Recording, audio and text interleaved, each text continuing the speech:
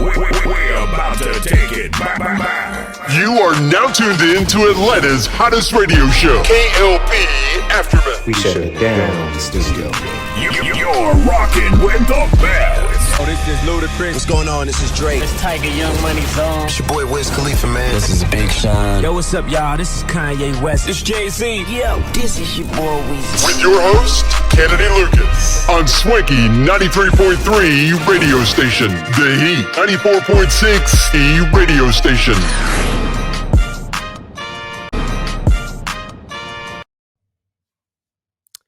Good day, ladies and gentlemen, boys and girls. Welcome back to another exciting podcast here today. This is the K.L.P. Aftermath with your host, K.L.P. Kennedy Lucas. Welcome back to another, and I do mean this, guys, another exciting podcast here today, live from the studio. I'm in a chipper mood today because we've got T and Monica up in the studio. And of course, we've got Arthur and Addison in the studio as well as they get prepared to give us their reports and what they want to talk about on today's podcast. I'm excited, guys, to bring you guys another exciting podcast because, you know, this is something we do, right?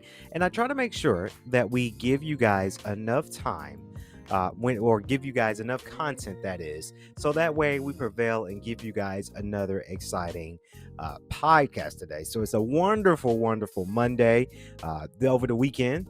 T, Monica, how was y'all's weekend? They said pretty well. We were in the studio pretty much a little bit of the weekend, right? Because as you guys know, we're filming, right?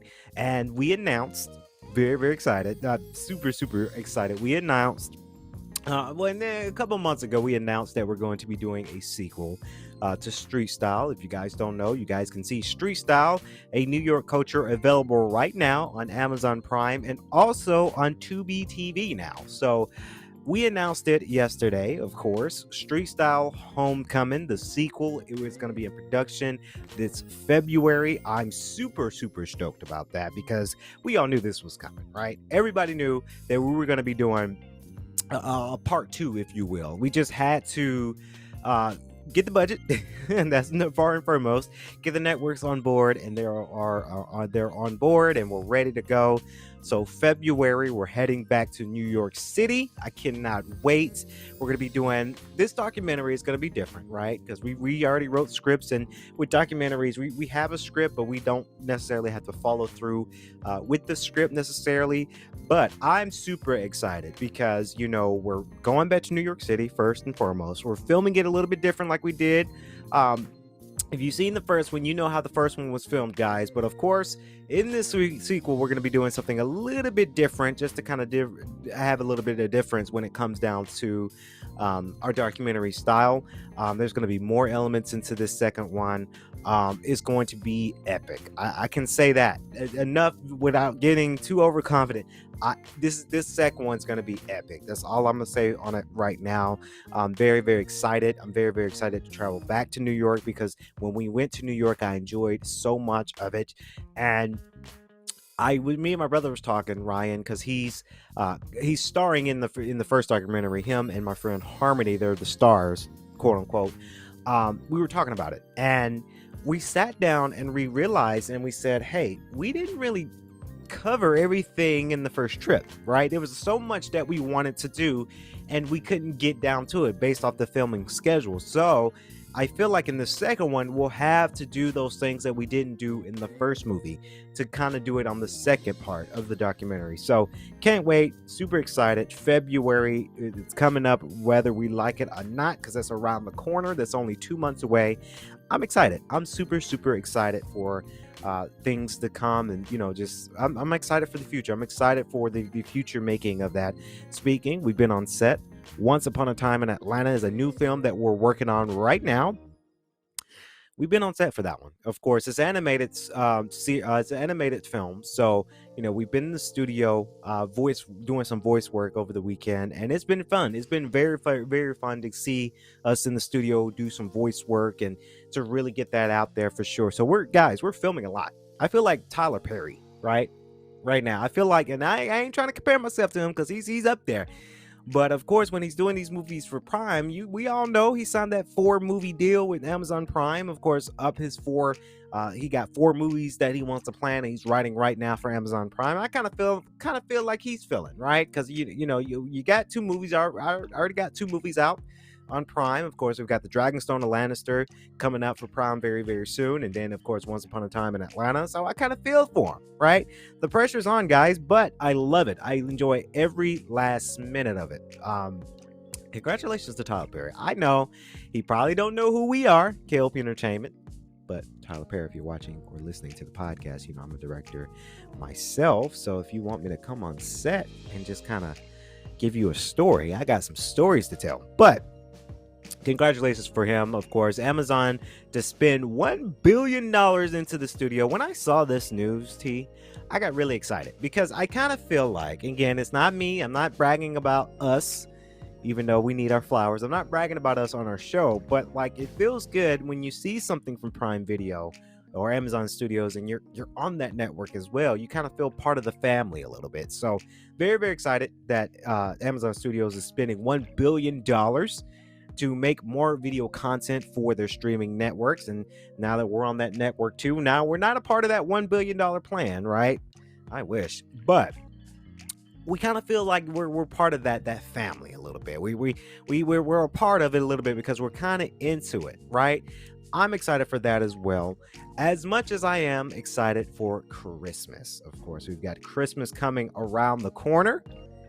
Good time for us to take some time off and to do some more filming, right? Because filming doesn't stop. It doesn't stop for us. But spending time with the family, spending time with my friends this Christmas, shopping for my friends and my squad this year has been very, very fun. I got to finish my Christmas shopping, but we pretty much got it done for the most part. Now, let's get on to what we need to talk about here today. And I got to talk about it, right? I've got to talk about this show that premiered, want to say, a couple of weekends back.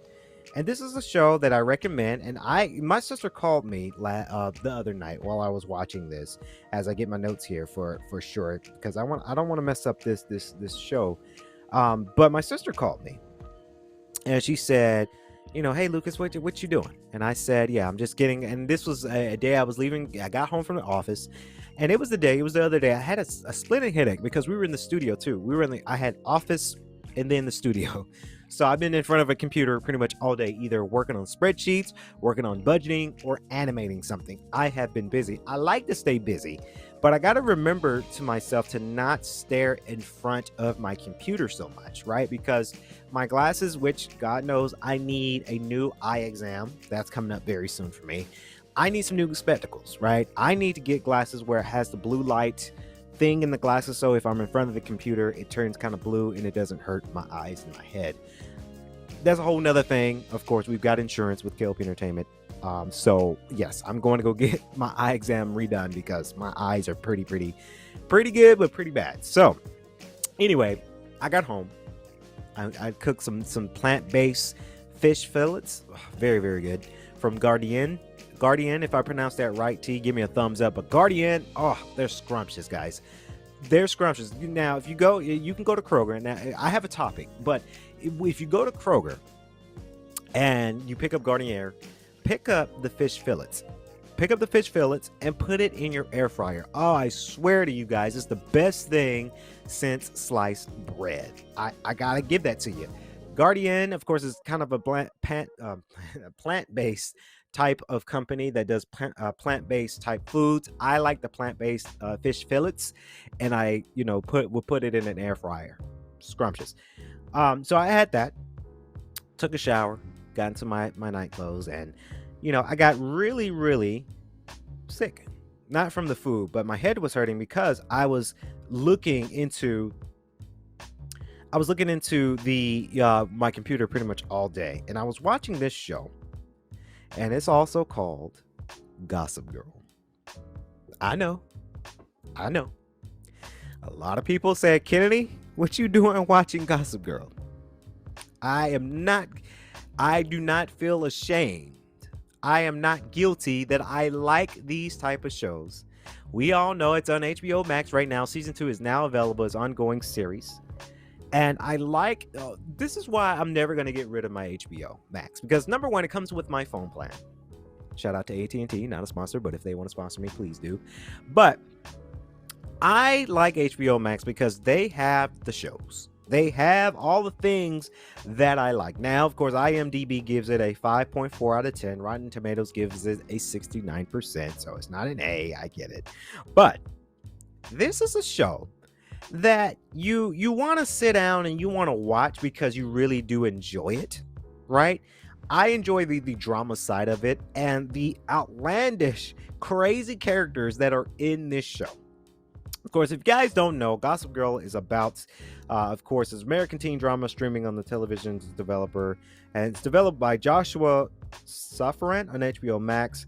Of course, it's a show that is about drama, and you've got these ladies, these young ladies in high school. They want to become popular, right? You have all these. Well, in season 1, they had a group that was popular, but then they got some secrets, right? Of course, you've got to play Andre Hope, Max, and Evan or Kino Aki. They're in a love triangle, right? In season 2, of course, you've got Zon Morano to play Luna, and of course, Whitney Peck to play Zoya. And of course, Jordan Alexander to play Julian Calloway. Of course, now Julian was the head in charge of the squad in season 1, but her secret comes out, and she has some problems with her dad. And now in season 2, she wants to do things for a greater good, right? She doesn't want to pertain so much for the throne of being popular in high school. Now, this was a private school. This is a private school they go to because they're a bunch of rich kids.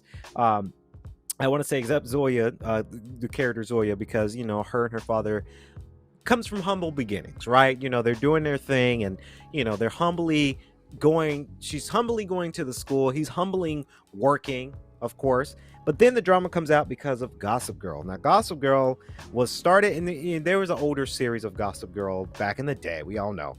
But with this new one, now the teachers become Gossip Girl, of course, as we get the Tavi Gavinson to play Kate Keller. Miss Keller, she's kind of the ringleader of Gossip Girl. So she is walking around and she's spying on these kids, seeing what these kids are doing, and she's spilling the tea as Gossip Girl. And now at Gossip Girl is this anonymous type of blog that all these kids at this private school reads on Instagram. They really use Instagram a lot in this season 2, and I think Instagram, this is smart business for Instagram, right? Because obviously HBO Max has to say, okay, you're using our name, we want a piece of that pie, right? So of course, with that, as the ladies become more kind of famous, but they're trying to spread a good light on that. Of course, you've got Miss Savannah Lee Smith to play Monet Dahan. She's one of my favorite characters. Let me tell you why. Because she's sassy, she's smart. She is so smart. Now, I say that because when she was under Julian, the character, played by Jordan Alexander, she was under there trying to help Julian stay popular, stay relevant, because it's all about branding, right? And this is a great twist for Instagram too, Monica, because now they're using Instagram as influencers. We all know everybody's an influencer. I have it on my Instagram listed as a public figure myself. So I know about trying to do influence work and keep it influence when it comes to business, right? So now that stuff comes in, right? It comes in for that. And now Savannah Lee Smith's character, Monet, now she wants the crown, right? And it's episode 2, spoiler alert for a lot of people who didn't see the show yet, season 2, she takes the crown, right? It's almost like Monet has formed a cult. We all know what a cult is, right? It's a group, an organization that comes together and the followers follow the leader, right? Monet enhances that at this school. It's so crazy because this only happened, this was a private school. Now, if this shit happened in real life in public school, I'd be like, bitch, who are you? But since this is only it's a TV show, everybody's following Monet's trend, whether it's her dress code, whether it's what she's wearing, how she thinks, how she wants the school to run her way. Everybody's doing that. Of course, she comes out in season 2, episode 2, I want to say. She comes out at this this little masquerade thing, or at least she tries to, but then it fails. Her parents are very rich too, but there's kind of a reputation that she's trying to uphold with her and her folks.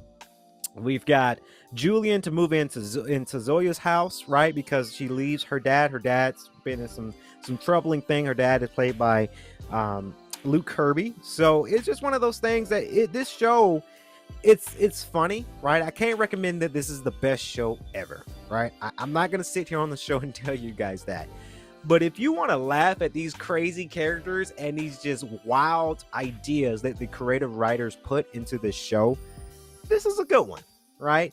I don't want to say that this is better than the old 2008 2009 version of the show, because I saw that show back in the day, but I can't really recall the older show. I can only recall this kind of reboot there. What I really want to see, and we do, the story between Aki, Audrey, and Max. Of course, those are the 3 friends that now become couples, right? You know, they're in this, of course, I don't know the term of it, but comment below, what's the term where you have more than 2 people in a relationship? Is it just called a relationship? Let me know, because I don't know the term for that. But I do want to see how far that they're going to go within their relationship, because in the first 2 seasons, or first 2 episodes, Audrey and Aki, they were a little bit nervous coming out to school, coming out to Gossip Girl, coming out to their parents, right? But then Max wants them to come out as a trio, right? But in the first couple of episodes, that it gets a little rocky, and I feel like with that relationship, it's gonna get a little rocky towards the end of the season. Yeah, so this show is crazy, it's kooky, it's a little bit extra, right? It's a lot of extra acting to it that's like exorbitant a little bit, but it's funny to me. But again, it is a show. I watch it. You know, it's a show that you really want to watch it because you're more engaged. I like these characters, right? Everybody. I can't pick. Well, okay, Monet's my favorite. Now, first, because this is not a race car job, but first, she's black and she's smart, so obviously she's gonna be my favorite character. And she knows marketing, right? I got a bachelor's degree in marketing, so when Samantha Smith, her character, when she talks about influencing in a marketing way, I kind of get excited, because like, yeah, she knows how marketers do, business marketing people do. So but besides Monet's character, Savannah Smith's character, I like everybody. I like all the characters. I really like how engaging they are. I can't wait to see more of this, right? And this is another show alongside with the Sex Lives of College Girls. These are the shows that keeps me engaged, right? And I like it when they're ongoing, right? We're going to see more episodes. So we'll wait and see how this story unfolds. I cannot wait for it as well, because that's going to be quite exciting for sure. Now we've got Addison up in the studio. Of course, she's going to give us our hip hop news of today. Take it away, Addison. Travis Scott was spotted delivering a previously unannounced club performance and DJ set while in Miami for this year's Art Basel Festival. In a clip obtained by TMZ, the Houston rapper was captured on stage at E11 Even, the same night spot where Offset delivered his first performance since Takeoff's death earlier in the week. The video starts out with Travis Scott performing the first verse of Sicko Mode before pausing his show to address a drunk fan who had made his way onto the stage. "You on stage like a motherfucker," he can be heard saying while remaining completely calm. Come on. No bystander rule." The cell phone footage continues with La Flame rapping "Highest in the Room" before stepping into the booth to briefly take over for his DJ, Chase B. The club performance reportedly took place on Saturday, December 3rd, the same day Travis Scott was scheduled to pay homage to friend and collaborator Virgil Abloh at the Mirror Mirror Music Festival. The concert, which took place at the FPL Solar Amphitheater at Bayfront Park in downtown Miami, was curated by Benji B and produced by Virgil Abloh Securities, and served as a fundraiser for the Virgil Abloh Foundation, which launches in 2023. Benji B and Skepta also joined Scott as co-headliners. Virgil had the ability to bring everyone together to create magic. Shannon Abloh, the fashion designer's wife and CEO of Virgil Abloh Securities, said ahead of the festival. With his close collaborators, we wanted to bring everyone together to celebrate Virgil, his legacy, his passion, and his care for others. He believed his real work was championing others, and we will continue his work supporting youth in the arts with the launch of the Virgil Abloh Foundation in 2023. Last month, Travis Scott sparked further excitement for his long-awaited Utopia album, with an appearance that left some fans believing the project may be around the corner.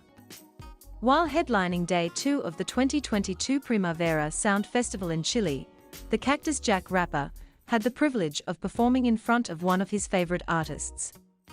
Toward the end of his set, he took a moment to salute Björk, who also performed at the festival, and praised the Grammy-nominated Icelandic singer as one of his biggest inspirations.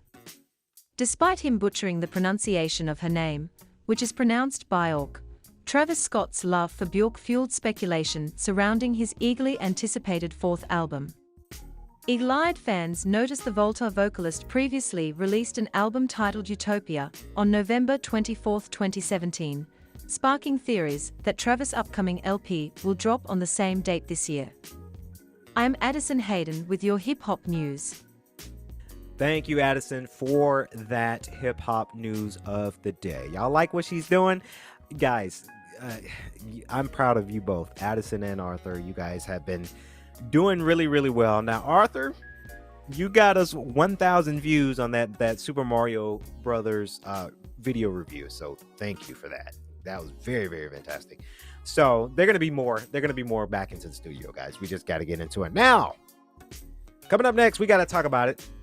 Our elephant of the room, ladies and gentlemen. This is more of a story. Now, this was brought to you by the wonderful The Breakfast Club, because they had this as their donkey of the day. Shout out. She doesn't know me, but shout out to Angela Yee. Of course, I listened to The Breakfast Club religiously, and of course, Friday was her last day on The Breakfast Club. So, again, Breakfast Club, they don't know me. I remember meeting DJ Envy in New York. He probably don't remember that. We met, but I just asked for a picture. It wasn't like a hey bro. But congratulations to the Breakfast Club. Congratulations to Angela Yee. She has her own show. I'm excited to hear more of that. Again, I say congratulations from your radio people down here in Atlanta. They don't know who we are. That's fine. I get it. But I always like to come on the show and give my congratulations to, I can't even say my fellow radio podcasters, radio show host, because again, I can't compare myself to the Breakfast Club. I just can't. But this was their donkey of the day, and of course, this is my elephant of the room. Goes out to Cassandra, and I probably butcher her last name wrong. Gutierrez. Give me a thumbs up if I pronounce that right. Of course, this was a woman that stabbed a 42-year-old man for allegedly not helping her with the bills. Now, guys, this is a very scary situation, right? First of all, I never go for somebody who only likes me for my money, right?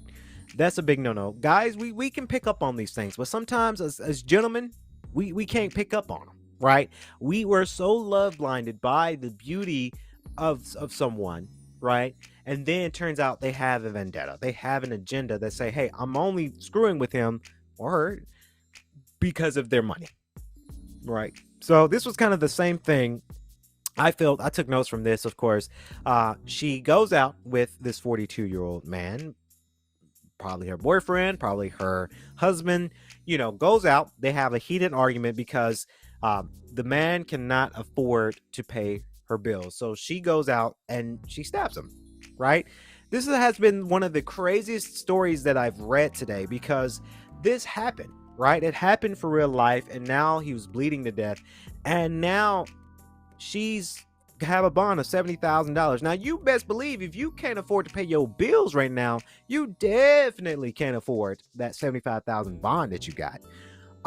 This is a big no-no for a lot of people. I think she was crazy, right? I know a lot of people.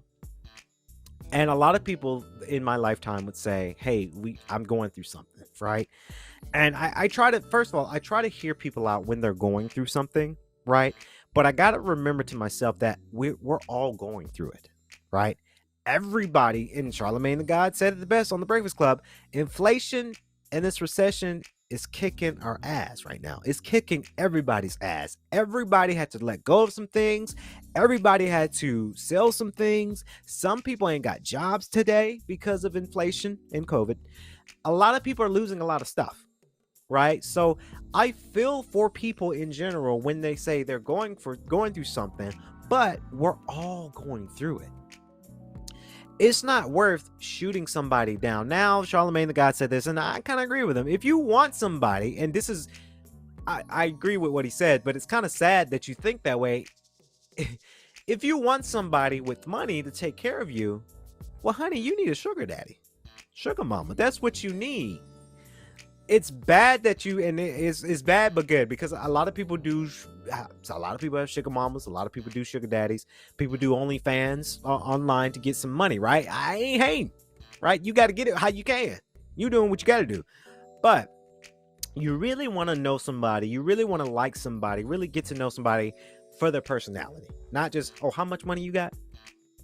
I saw this thing on TikTok, and I know this this girl, she was just doing the TikTok. She doesn't believe in this, but she took so it was a guy and a girl. It was boyfriend and girlfriend in real life, but they wanted to do kind of a spoof TikTok.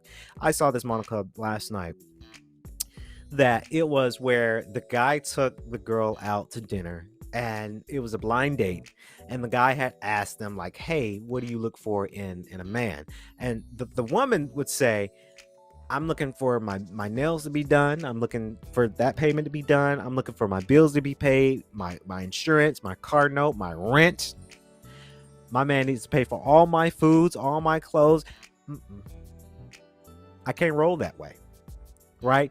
And it's probably, I can't roll that way, right? Because I've met women who wanted these things, and I ended it real quick, because I'm not here to be your sugar daddy.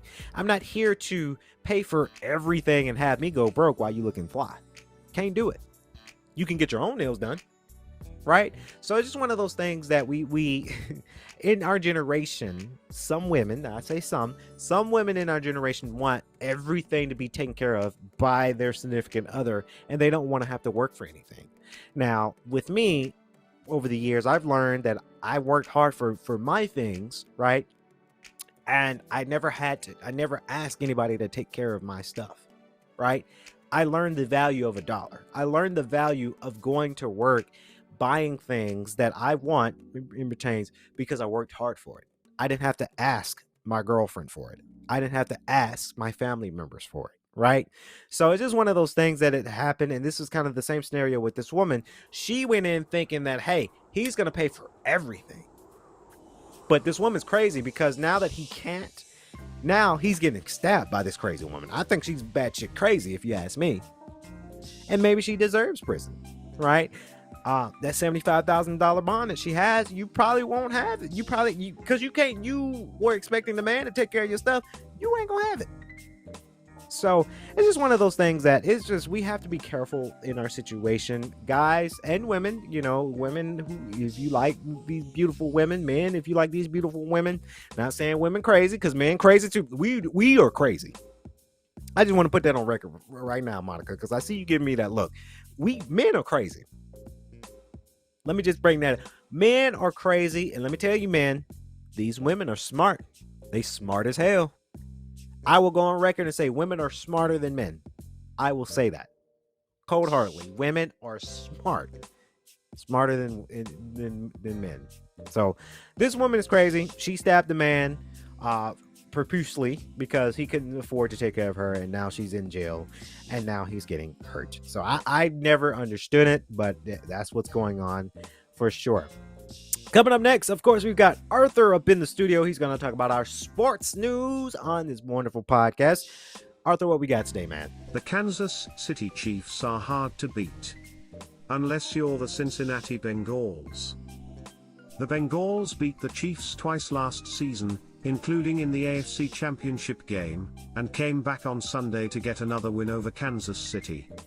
The Bengals made some mistakes but didn't back down, winning after trailing by 7 going into the fourth quarter.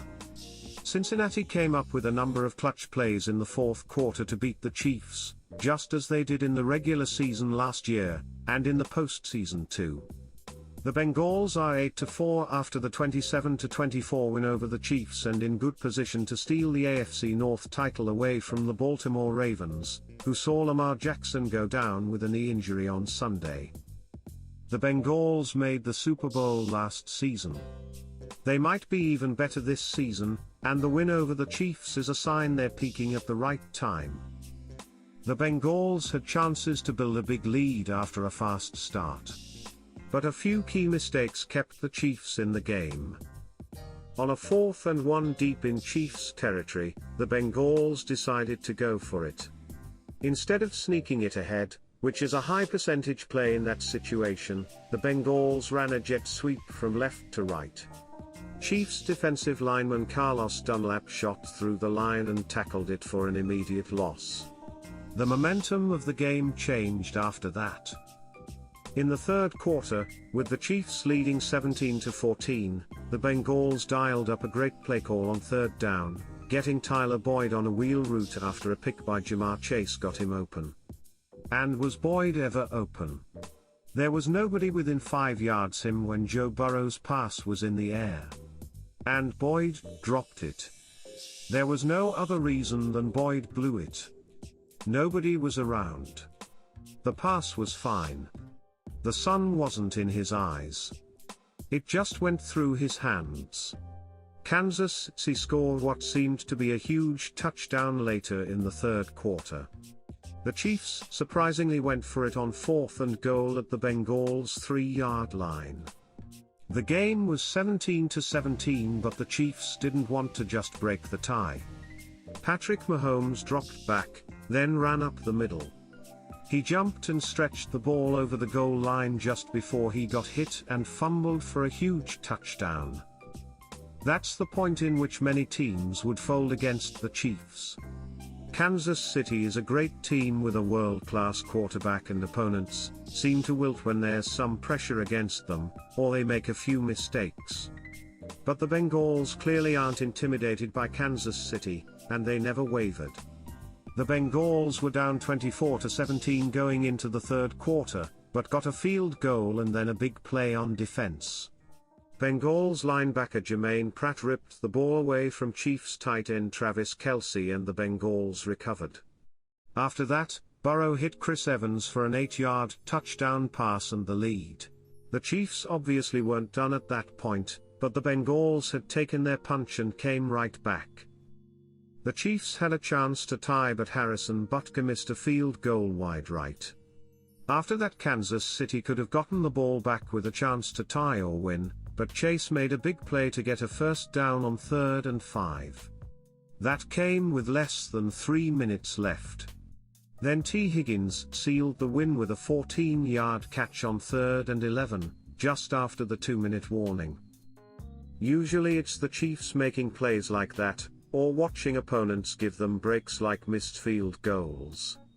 The Bengals are the one team the Chiefs can't figure out lately. Kansas City can win a Super Bowl, but it doesn't want to see the Bengals again in January. Thank you, Arthur, for that sports news. It's always good to talk about sports, right? Because I genuinely enjoy sports. I've been watching NFL lately. If you ask me what sport I've been watching, I did see the World Series. Yes, I'm watching the World Series and a little bit of football this time around. So can't wait. Moving on, this is more of a gaming related type of news because we're getting ready for the wonderful Game Awards this Thursday. I cannot wait. I was going to do a live stream, but turns out I actually have to be in the office on Thursday. So I'm going to watch the Game Awards, and we're probably going to talk about it on Beyond Swanky Podcast later on this week, possibly, because I do want to talk about the Game Awards. I know a lot of YouTubers are going to talk about their scope and how they feel about the Game Awards. I get very excited for the Game Awards because I did do a video. Go check it out on our YouTube. I did my nominations video where I nominated some people, or I voted rather. I voted some game categories in that video. That was a K.L.P double take, I want to say I can't remember, but go check that video out because that video is quite interesting. I enjoyed doing that one. So the Game Awards is very excited because we do have Game of the Year. My vote, I'll say it on the show, my vote for Game of the Year is God of War Ragnarok. I played it a lot yesterday. It was very, very fun. I got up to the point where Kratos gets his spear. right? They go to the forger, and the lady makes the spear for him. And of course, Atreus, he comes back home from Asgard. So that's how far I've gotten. I know a lot of people beating the game already. Hey, we're filming. I run a business, so I don't have time to play video games all day, every day. But that's my vote. God of War Ragnarok, my vote for Game of the Year. But of course, we've got this news that came out, and I just wanted to talk about it here on the show here today. Of course, Metal Gear Solid Remake exclusively in development for PlayStation 5. That's a rumor. Of course, rumor that has been excluded. Rumor has it that an exclusive Metal Gear Solid PlayStation 5 remake is in the works for you'll be forgiven for being confused, but all the Metal Gear Solid remake rumors. So here's a brief refresher. Of course, recent reports indicate that Metal Gear Solid 3 Snake Eater will be remade, and there's a reason to believe that this might be true. The latest rumor, courtesy of the Spanish site Era Jungles. Ooh, if I pronounced that right, give me a thumbs up. Claims that the original Metal Gear Solid is being remade for PlayStation 5. Of course, should we expect Metal Gear Solid PlayStation 5 remake at the Game Awards? Possibly, right? Game Awards is the show not only that they nominate and announce game winners for games, but the Game of the Year is a show that Jeff Keighley said, okay, all of the exclusive interviews, exclusive content that's coming, exclusive trailers, exclusive announcements that can be made at the Game Awards. So I get very, very jittered when I see things like this, right? Because I know we're going to be getting a lot, right? I know we're going to be getting some stuff, right? We're going to get it. We're going to get it. We're going to get all these trailers that we probably wasn't looking for, but then now it's there. We're probably going to get an updated progress on some of the things. I'm excited. Of course, the Metal Gear Solid remake has been in development for a number of years, and Demon Souls is completely remade for PlayStation 5. The website source claims that the game will be announced soon, causing Aria Jungnas, I probably butchered that name wrong, to pull the trigger. The website states that it didn't want to cite on this information in case the remake gets announced at the Game Awards 2022. Of course, a lot of people will speculate that they don't want any regrets if they were wrong. I'm excited. I'm very, very excited for that. Metal Gear Solid has been a game that I played. I like the older Metal Gear Solids. I didn't like the newer Metal Gear Solids. What was that? Ground Zero and Survival. And the Phantom Pain. Those Metal Gear Solids, I played it, right? The Phantom Pain was okay. Ground Zero was like, I don't know if I'm digging this, right? Because I liked the older Metal Gear Solid games, right? So maybe this remake is for the best, right? I really do hope that we get Metal Gear Solid remake. I want to see a lot at the Game Awards. Not trying to get off topic here, but I want to see a lot. I want to see Metal Gear Solid. I want to see Splinter Cell, right? They did say that they're working on it. It's probably going to be some years before we see an official release. But I would be shocked if they, with Splinter Cell, I'll be shocked if they give us a little something at the Game Awards. Right? When it comes to PlayStation's IP, I want to see more. Right? I want to see a new Sly Cooper game. Now, do we think we're going to get that at the Game Awards? Probably not. I'd be surprised if we do. But I want to see more IPs. Right? I want to see what's coming up next. Now, PlayStation got some, right? We were definitely going to see Spider-Man 2. Like, we're definitely going to see something in that regards. We're probably going to see a little bit of the Wolverine, right? But the older IPs, I would like to see. I would like to see these things, and only time can tell. I mean, we've gotten to this Thursday. Of course, I'll be in the office watching the full show, but over the weekend, we're going to be giving you guys our take for the Game Awards, Metal Gear Solid. I really do hope that this is happening with their remake.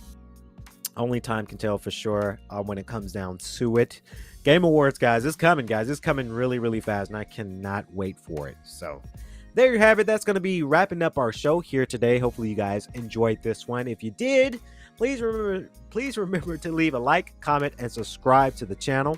And as always, if you're listening to the show on our audio platforms, thank you so very much. We really do appreciate it, especially our big partners over at Spotify, Stitcher Podcast, Google Podcasts, and always iHeartRadio. You guys are amazing over there, making sure that we produce the right content for our audience. So I got to thank them for helping us distribute our show. So that's going to wrap it up here. Monday's podcast, K.L.P. Aftermath, your host, K.L.P. Kennedy Lucas. As always, I like to say, stay safe. Stay swanky. Peace. Aftermath. We shut it down in the studio. You're rocking with the best. Oh, this is Ludacris. What's going on? This is Drake. It's Tiger Young Money Zone. It's your boy Wiz Khalifa, man. This is Big Sean. Yo, what's up, y'all? This is Kanye West. It's Jay-Z. Yo, this is your boy Weezy. With your host, Kennedy Lucas. On Swanky 93.3 radio station. The Heat 94.6 radio station.